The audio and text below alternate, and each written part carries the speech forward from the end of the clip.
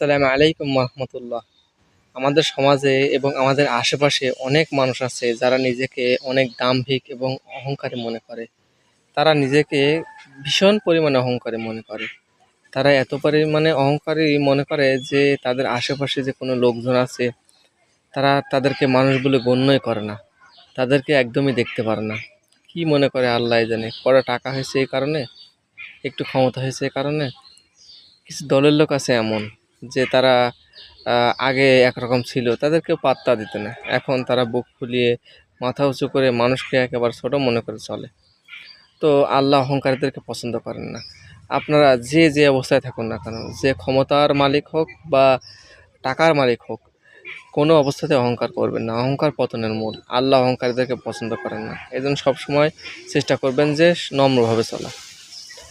ভালো থাকুন। আসসালামু আলাইকুম রহমতুল্লাহ। ভিডিও ভালো লাগলে অবশ্যই ফলো করবেন।